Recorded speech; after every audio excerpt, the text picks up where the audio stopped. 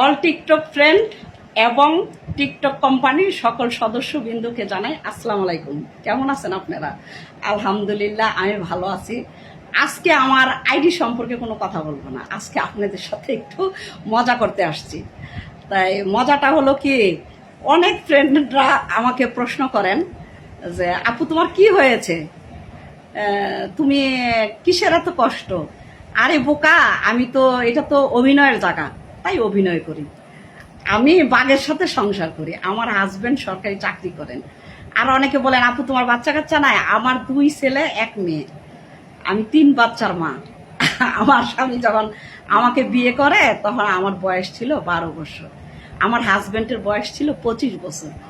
তাই 12-13 বছরের ডিফারেন্স। তো এই জন্য আমার সাহেবের মাথার চুলগুলা সব ডিফেন্সের চাকরি করে, তাই মাথার চুলগুলা হিসাব নিকাশ করতে করতে তার চুলগুলা সব পড়ে গেছে। বিয়ে যখন করে তখন তো চুল ছিল না, সাদে মাল ছিল, এখন সাদে মাল নাই। আপনারা যে বিভিন্ন প্রশ্ন করেন আমাকে তো আমার স্বামী তো ডিফেন্সে চাকরি করে, বিভিন্ন দেশে ঘুরছি না আমি, আমার ফেসটা দেখলে তো অনেকে চিনে ফেলে আমাকে, আরে এটা তো সুমি ভাবি। তাই অনেকে আসে কমেন্ট এনজয় করতে, কেউ আসে ভিডিও এনজয় করতে, বিভিন্ন ইয়া নিয়ে আসে এক একজন। তাই আপনারা যেগুলো প্রশ্ন করেন আমার তো কষ্ট লাগে, লজ্জা লাগে। তাই এগুলো প্রশ্ন করবেন না কেউ। তাই আজকে তো শুনে ফেলছেন, বয়সটা ভালো করে শুনবেন। ফিল্টারে মনে হয় কি বুড়ি জোয়ান দেখা যায়, তাই আমি বাস্তবও আমার এত বুড়ি হই নাই, বুড়ি হব সামনে, তাও হয়েছি। মেয়েরা তো কুড়িতে বুড়ি, তাই বয়স তো লুকায় লাভ নাই, বয়স কিছুই না। বছর সেদিন ঢুকলো, 24 সাল প্রায় শেষের পথে।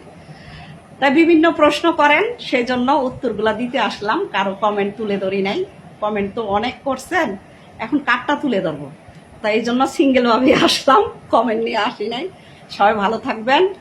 আর আমার হাজব্যান্ড, বাঘের সংসার করি, আমার হাজব্যান্ড অনেক রাগী। তাই আগে সংসার, ছেলে মেয়ে। আজকে সকালবেলা 3.5 কেজি গরুর মাংস রান্না করছি, পোলাও রান্না করছি, অল সব কাজ শেষ। এখন ধরেন কয়েকটা ভিডিও ছাড়বো, ছেড়ে তারপর আপনাদের সাপোর্ট দেব। আগে সংসার, স্বামী, ছেলে মেয়ে, তারপরে টিকটক বিনোদন। আর আমার তো ধরেন এত উশৃঙ্খল না, আমি শৃঙ্খলা মেনে চলাফেরা করি, তো এই জন্য টাইম পাই বেশি। আর ঘরে ওয়াইফাই লাইন তো, মানে সবসময় আমি ফোন টিপি না, একটু সুযোগ পেলে ফোন টিপি। তাই বিভিন্ন প্রশ্ন করেন, সেই জন্য আজকে উত্তরগুলো দিলাম, মনোযোগ দিয়ে শুনবেন। আর আমি আপনাদেরকে অনেক সাপোর্ট করি, সাপোর্ট কম করি না, ফ্রেন্ড বেশি, এই জন্য সাপোর্টটা দিতে একটু হিমশিম লাগে।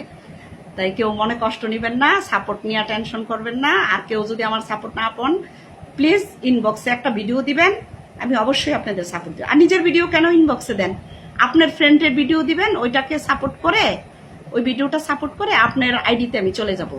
আপনারা তো সাপোর্ট কিভাবে নিতে হয় এটাই জানেন না, নিজের ভিডিও কেন দেন? নিজের ভিডিও দিবেন না।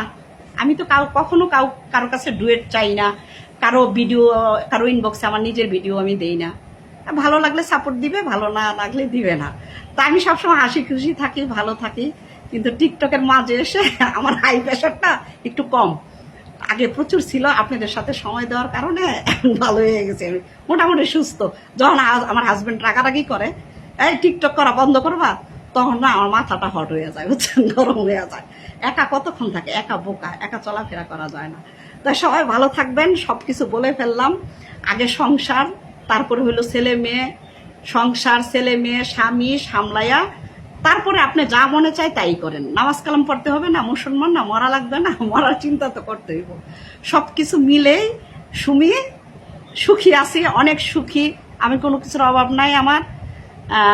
আর সবাই দোয়া করবেন যাতে ভালো থাকি, আর টিকটক থেকে যেন তাড়াতাড়ি চলে যেতে পারি। আর বয়স হয়ে গেছে তো কিছু কিছু ভিডিও লজ্জা লাগে, তারপরেও করি, ভালো লাগে, টাইম পাস করি। তো সবাই ভালো থাকবেন, আমার জন্য সবাই দোয়া করবেন, আমিও আপনাদের জন্য দোয়া করব। আমার ভিডিওটা যার সামনে যাবে, প্লিজ সবাই একটু শুনবেন, ভালো করে শুনে তারপর উপরের দিকে টান দিবেন।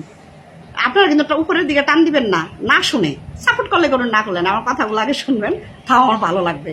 তা ভালো থাকবেন সবাই, আসসালামু আলাইকুম।